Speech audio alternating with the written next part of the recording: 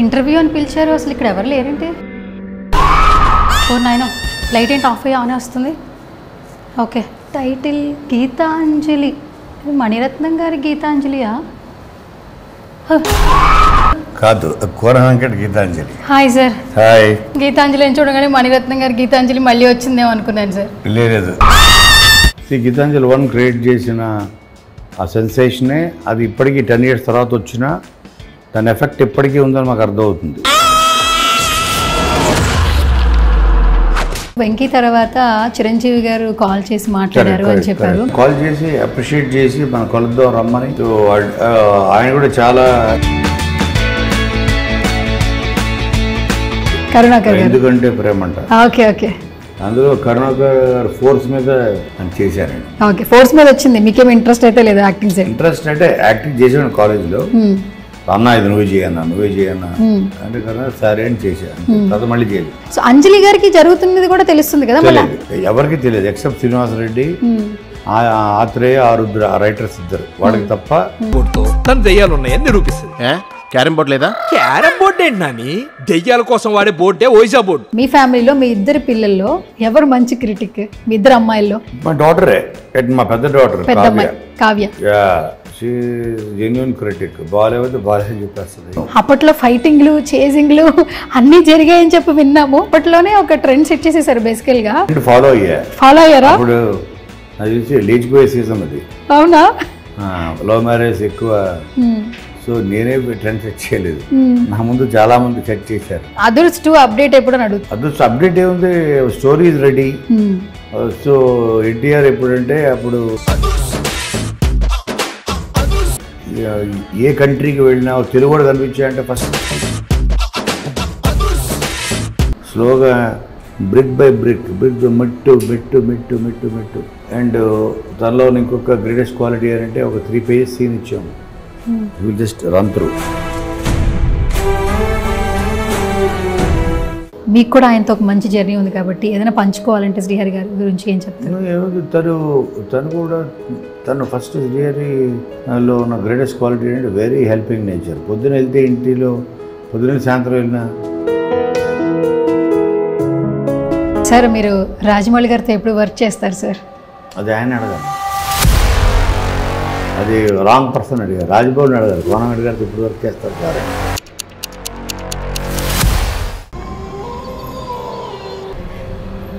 Interview అని పిలిచారు, అసలు ఇక్కడ ఎవరు లేరంటే. ఓ నాయన, లైట్ ఏంటి ఆఫ్ అయ్యి ఆనే వస్తుంది. Okay, title Gitanjali. మణిరత్నం గారి గీతాంజలియా? కాదు, కోరహంకట్ గీతాంజలి. Hi sir. హాయ్.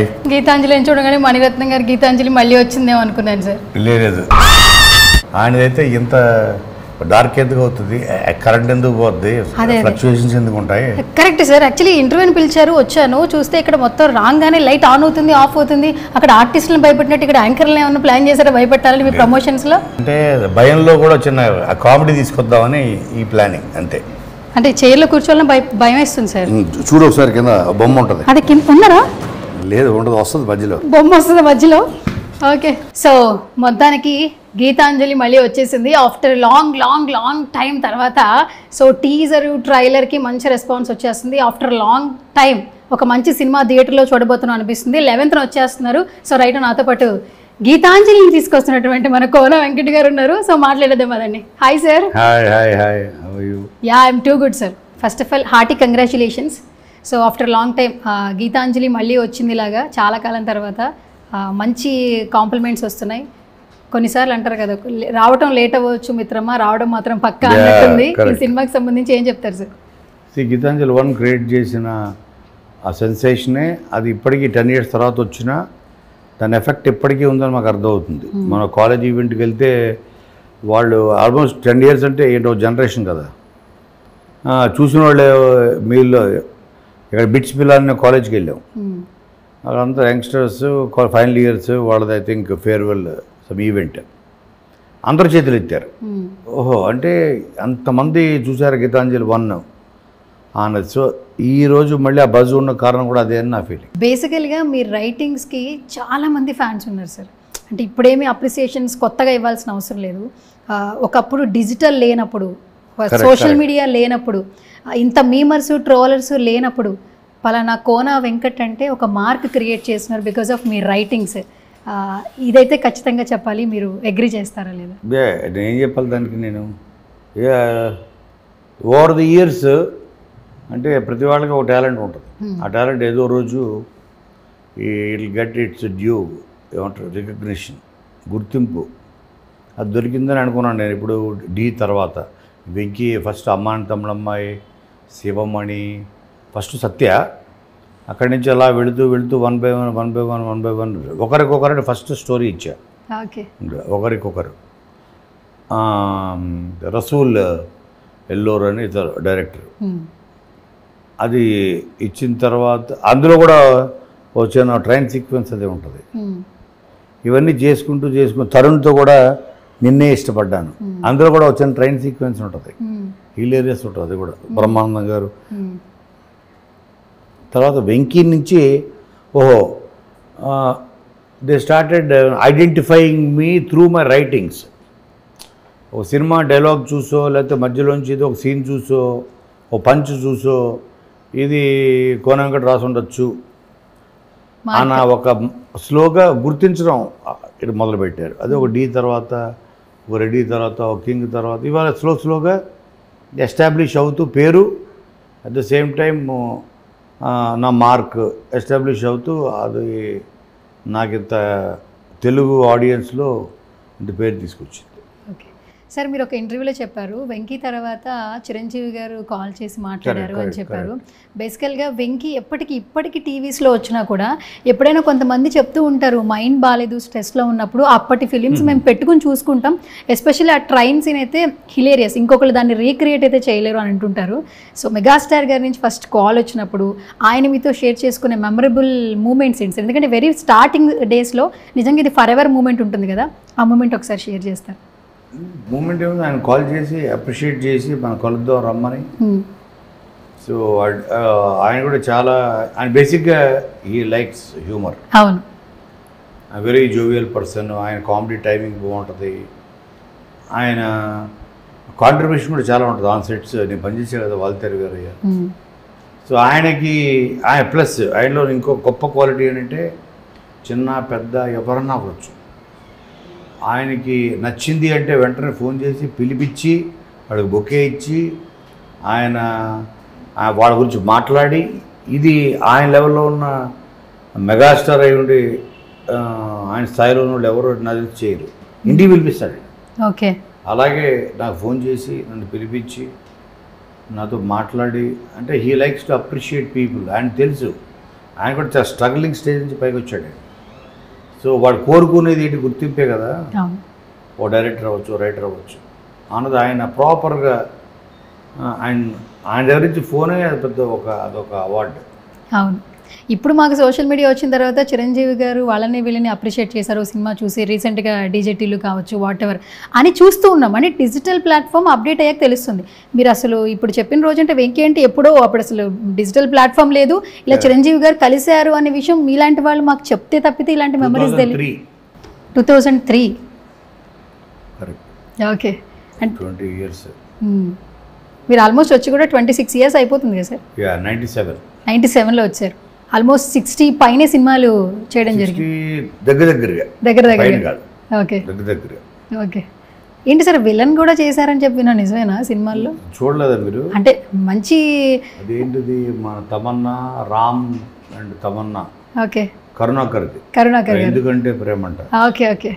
అందులో కరుణాకర్ ఫోర్స్ మీద అని చేశారండి. ఓకే, ఫోర్స్ మీద వచ్చింది. మీకేం ఇంట్రెస్ట్ అయితే లేదు యాక్టింగ్ సైడ్? ఇంట్రెస్ట్ అంటే యాక్టింగ్ చేసాను కాలేజ్లో.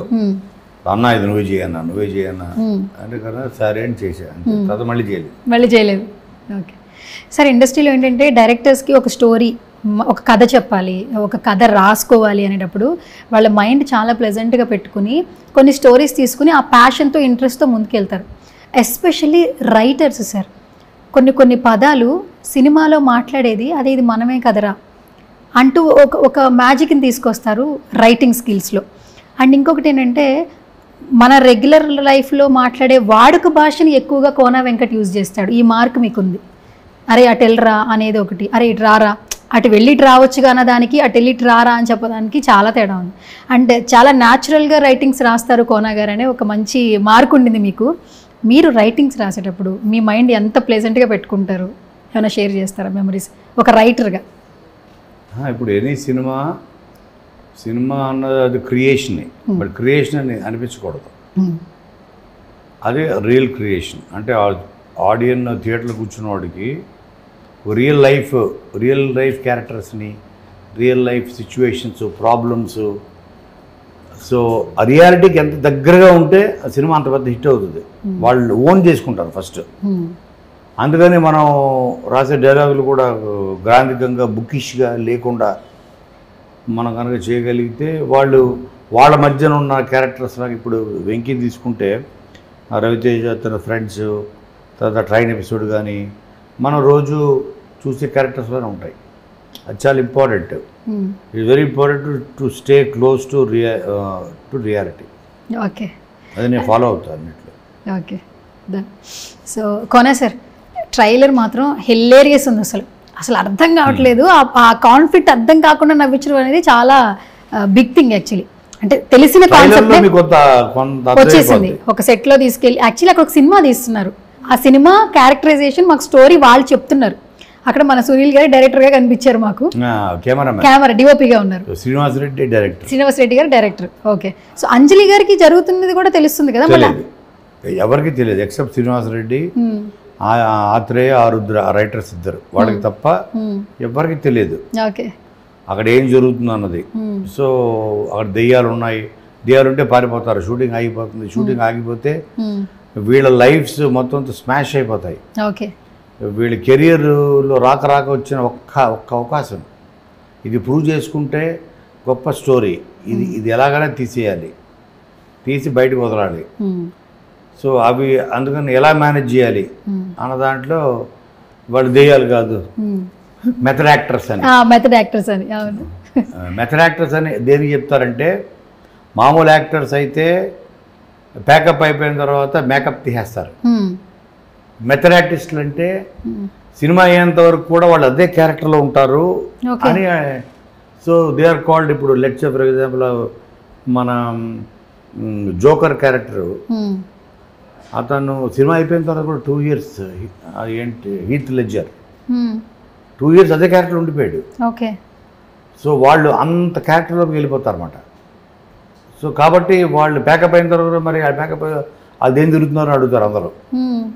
వాళ్ళు మెథడ్ ఆర్టిస్టులు సినిమా అయిన తర్వాత దిగిన మేకప్ వాళ్ళు అని చెప్పి వీళ్ళు మాయ చేస్తారు. మాయ చేసి ఓహో మెథడ్ ఆర్టిస్ట్లా, ఓకే ఓకే ఓకే అనుకొని అమ్మ పోలి కన్విన్స్ చేసాం. కానీ అవి రియల్ దెయ్యాలు. వాళ్ళ నుంచి బయటపడి సినిమా ఎలా కంప్లీట్ చేశారు, ఈ లోపల ఎన్ని కాంప్లికేషన్స్ వచ్చాయి, ఎన్ని డేంజర్లు వచ్చాయి అన్నదే సినిమా.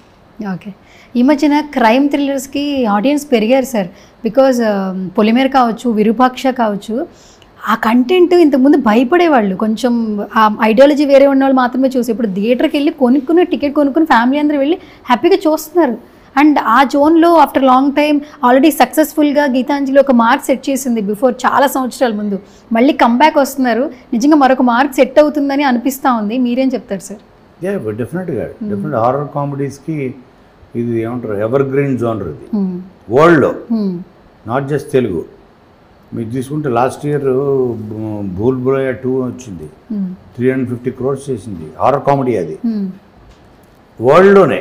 ఇప్పుడు మీరు కొరియా అవ్వచ్చు, హారర్ అనేది హైలీ వ్యూడ్ ఒక జోనర్. అది దాంట్లో హారర్ కామెడీ అన్నది అది కూడా ఎంత మనకు భయం అన్నది రియలిస్టిక్గా పెట్టగలిగితే కామెడీ అంత ఎక్కువ పండుతుంది. ఓకే సార్, మన ఫ్యామిలీలో మనకి బయట క్రిటిక్స్, రివ్యూస్ బయట ఉంటారు. మన సినిమాలు వస్తున్నాయి అంటే మన ఫ్యామిలీలో ఒక మంచి రివ్యూర్ ఉంటారు, మంచి క్రిటిక్ ఉంటారు. మీ ఫ్యామిలీలో మీ ఇద్దరు పిల్లల్లో ఎవరు మంచి క్రిటిక్? మీ ఇద్దరు అమ్మాయిల్లో? మా డాటరే, మా పెద్ద daughter Kavya. She genuine critic. బాగాలేకపోతే బాగాలేదని చెప్పేస్తుంది, బాగుందంటే ఇంకా అసలు పడి నవ్వుతుంది, 10 సార్లు చూస్తుంది. ఏది బాగుందో 2 hours చెప్తుంది. అవునా? ఈ ట్రైలర్ చూసాక కావ్య చెప్పిన words A. She believes it's block buster of all times. అవునా? ఓకే, అయితే ట్రస్ట్ అయితే ఫస్ట్ మీ అమ్మాయి నుంచే వచ్చేసింది. ఓకే, మరి మీ మిస్సెస్ నుంచి వచ్చిన కాంప్లిమెంట్స్ ఏంటి? వాళ్ళకి ఏముంది, మనం ఏం చేసినా నచ్చాలని కోరుకుంటుంది. బట్ ఈవెన్ మా ఫ్యామిలీలో అందరూ దే లవ్డ్ ఇట్. మా ఫ్యామిలీ అనే కాదు, ఫ్రెండ్స్, ఆడియన్స్. ఒక సినిమా సూపర్ హిట్ అయిన తర్వాత మనకి ఎన్ని కాల్స్ వస్తాయో, ఇది ట్రైలర్ వచ్చిన తర్వాత అన్ని కాల్స్ వచ్చాయి.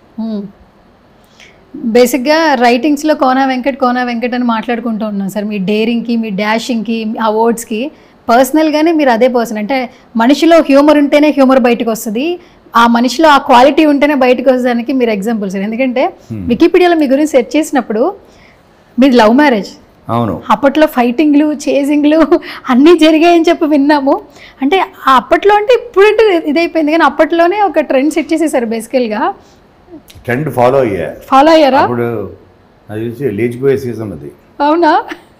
లవ్ మ్యారేజ్ ఎక్కువ. సో నేనే ట్రెండ్ సెట్ చేయలేదు, నా ముందు చాలా మంది సెట్ చేశారు, నేను ఫాలో అయ్యా. అంతేనా? ఓకే, అదేమన్నా 2 నిమిషాలు అయినా పంచుకుంటారా మాతో? బేసికల్గా చాలా ఇంటర్వ్యూ చెప్పారు, విన్నాను. క్లాస్మేట్ వాళ్ళ ఇంట్లో ఒప్పుకోలేదు, అందుకని తీసుకెళ్ళి ఆర్య సమాజ్లో మ్యారేజ్ చేసుకున్నాను. మ్యారేజ్ చేసుకున్నాను. ఓకే, ఓకే, హ్యాపీ లైఫ్ మొత్తానికి. ఒక లైఫ్, ఒక పార్ట్నర్ సెలెక్ట్ చేసుకునే ముందు రీగ్రెట్స్ ఎట్లాగో ఉండవు, లైఫ్ కొనసాగుతుంది కాబట్టి ఖచ్చితంగా అలాంటివి ఉండవు. డన్. సో ఇన్ సోషల్ మీడియాలో మొత్తం మీరే కనిపిస్తున్నారు సార్. ఎలాగా? అదర్స్ 2 అప్డేట్ ఎప్పుడు అని అడుగుతున్నారు. కరెక్ట్. అదర్స్ అప్డేట్ ఏముంది, story is ready. So NTR ఎప్పుడంటే అప్పుడు తను చెయ్యాలి అని అందరు కోరుకునే, నేను ఒకనే కాదు, ఇది నా ఒకటి డిమాండే కాదు. నేను ఏ కంట్రీకి వెళ్ళినా తెలుగు కూడా కనిపించాయంటే ఫస్ట్ మాట్లాడేది అదర్స్ గురించి.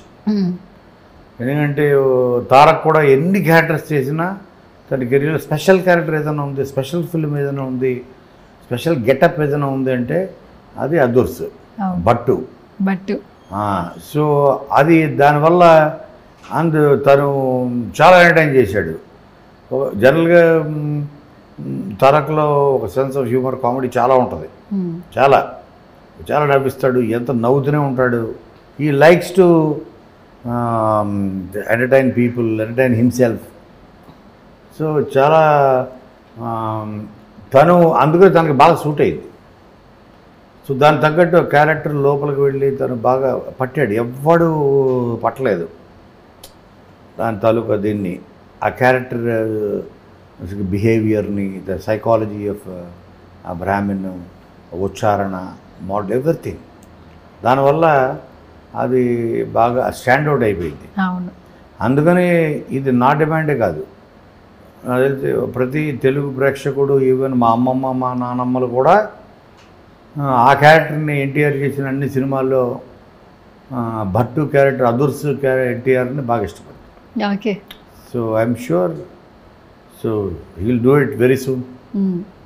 అండ్ బిఫోర్ అదర్స్తో ఒక ఎక్స్పీరియన్స్ ఉంది ఎన్టీఆర్ గారితో.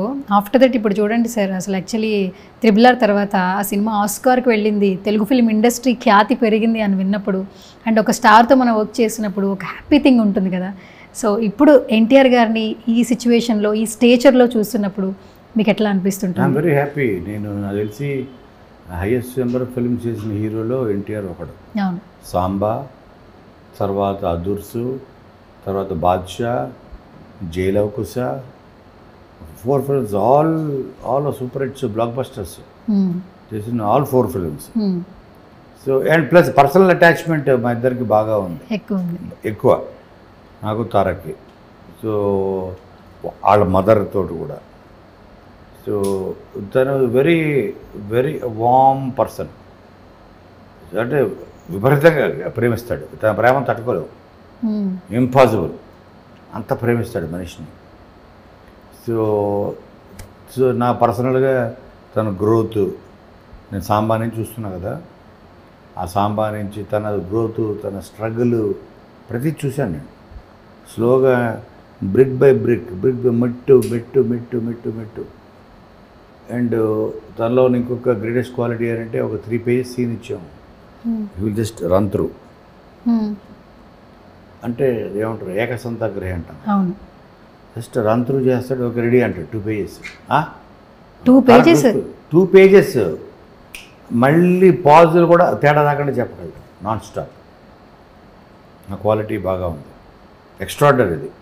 అలాగే స్టెప్ ఆ డ్యాన్సర్ చూస్తాడు, ఎంటైర్ బీజిఎం సింగిల్ స్టెప్ ఉంటుంది కదా, చూస్తాడు. ఓకే రెడీ మాస్టర్ టేక్ అంటాడు, కాసేపు రిహార్సల్ చేయి, అక్కర్లేదు అంటాడు అని సింగిల్ టేక్లు చేసేస్తాడు. అది గాడ్ గిఫ్టెడ్ యాక్టర్ అనమాట. తనకి మెమరీ పవరు అండ్ వాళ్ళ మదర్ది ఇచ్చిన ట్రైనింగ్ అది. చిన్నప్పటి నుంచి కూచిపూడి డ్యాన్స్ నేర్పించి ప్రోగ్రాంలు ఇప్పించి దానివల్ల ఇది ట్రైన్ డాన్సర్. సో ప్రతిదీ ప్లస్ ఎవ్రీ అంటే he's gifted in all senses. Okay. And ఇంకొకటి సార్, వెంకీ ఫిలిం చూసిన తర్వాత అంటే బ్రహ్మానందం గారికి చాలామంది ఫ్యాన్స్ ఉన్నారు. అప్పటి వరకు హ్యూమర్ ఉన్న ఫిల్మ్స్ చేశారు. ఆఫ్టర్ వెంకీ డి ఒకటి మీరు రాసిన రైటింగ్స్లో ఆయనకి విపరీతమైన ఫేమ్ వచ్చింది. అంటే ఇంకో కొత్త జోనర్లో బ్రహ్మానందం గారిని చూసాం, కథలో ఇన్వాల్వ్ చేసాం. ఎగ్జాక్ట్లీ. అండ్ అదుర్స్ కూడా. అసలు ఈ 3 సినిమాలు సార్, దూకుడు ఆల్సో, అది ఇంకొంచెం యాడ్ ఆన్ అయ్యింది బ్రహ్మానందం గారికి. ఆ క్యారెక్టర్లు ఇంకా మాకు దగ్గర అయ్యారు, లవ్ అండ్ సపోర్ట్ పెరిగిందని కొంచెం మంది చెప్తూ ఉంటారు. రాసింది రైటింగ్స్ మీరే కాబట్టి మీరు దాన్ని అగ్రీ చేస్తారా? టోటలీ. అంటే ఆయన కొత్తగా ఎందుకంటే బ్రహ్మానందం గారు బేసిక్గా ఈజ్ ఎ గ్రేట్ యాక్టర్. అంటే నేను ఎందుకంటే చెప్పే కదా, న్యాచురల్గా మన మధ్యన తిరిగే ఒక లెక్చరర్, మన మధ్యన తిరిగే ఒక బాబాయ్, ఒక మావయ్య అనిపించగలరు ఆయన. అంటే ఒక న్యాచురల్ బాడీ లాంగ్వేజ్ ఉంటుంది, పట్టి చేయడు. వెరీ న్యాచురల్ మోడ్యులేషన్, స్పెషల్గా ఆయన మోడ్యులేషన్ కొత్తగా ఉంటుంది, న్యాచురల్గా ఉంటుంది ఫ్లో. సో అందుకని ఆయనతోటి ఒక న్యాచురల్ క్యారెక్టరైజేషన్స్, కథని ముందుకు తీసుకెళ్ళే క్యారెక్టర్స్ చేస్తే బాగుంటుంది ఆయనని. అప్పుడు వెంకీ నుంచి డీ నుంచి అలాగ ఆయన కథలో is become part and parcel. తర్వాత కోటాల శివ కూడా చేశాడు, బృందావనం, ఇవన్నీ ఇలాగా అన్నీ చేసుకుంటూ ఈజ్ బికమ్ ఒక డిఫరెంట్ బ్రహ్మానందాన్ని చూపించగలిగారు. అవును. ఇంకొక ఇంపార్టెంట్ థింగ్ తెలుసుకోవాలి సార్, డి ఫిలింతో మాకు శ్రీహరి గారు కొత్తగా కనిపించారు. మగధీర తర్వాత సెకండ్ ఇన్నింగ్స్ అనుకున్నాము, బట్ వర్సటైల్ యాక్టర్ అంటే శ్రీహరి గారు అని చెప్తుంటాం. అండ్ ఆల్మోస్ట్ ఆయన్ని మనం మిస్ అయినట్లే. మీకు కూడా ఆయనతో ఒక మంచి జర్నీ ఉంది కాబట్టి ఏదైనా పంచుకోవాలంటే శ్రీహరి గారి గురించి ఏం చెప్తారు? తను ఫస్ట్ శ్రీహరిలో ఉన్న గ్రేటెస్ట్ క్వాలిటీ అంటే వెరీ హెల్పింగ్ నేచర్. పొద్దున వెళ్తే ఇంటిలో పొద్దున సాయంత్రం వెళ్ళిన ఒక 20 మంది 30 మంది 50 మంది ఉంటారు ఇంటి బయట. ఏదో అన్న అక్కడ ఆ పని ఉంది, ఇక్కడ ఈ పని ఉంది, ఆ మినిస్టర్తో పని ఉంది, అందరికీ వెరీ హెల్పింగ్. ఎవరికో చిన్న అసిస్టెంట్ డైరెక్టర్కి ఏదైనా సమస్య ఉందంటే రా నువ్వు కార్యక్రమ పద వెళ్తా అంటాడు. మా ఓనర్ నేను ఇబ్బంది పెడుతున్నాడు, నన్ను ఇది చేస్తున్నాడు అని అంటే అలాంటి గొప్ప హెల్పింగ్ నేచర్. ఎస్పెషల్లీ అప్కమింగ్ డైరెక్టర్స్కి చాలా సపోర్ట్ ఇచ్చేవాడు. స్టార్ డైరెక్టర్స్ కన్నా ఎక్కువ ఇంపార్టెన్స్ ఒక కొత్త డైరెక్టర్కి ఇచ్చేవాడు. ఇచ్చి నాకు రెమ్యునరేషన్ ఇవ్వకపోయినా పర్లేదు, నేను వీడి కోసం చేస్తా, అతని కెరీర్కి హెల్ప్ అవుతుంది అని ఆలోచించే ఒక గొప్ప హార్ట్ ఉన్న యాక్టర్ శ్రీహరి. ఓకే సార్, మీరు రాజమౌళి గారితో ఎప్పుడు వర్క్ చేస్తారు సార్? అది ఆయన అడగాలి. ఓకే, నాకు చాయిస్ ఉంటే ప్రతి సినిమా చేస్తా.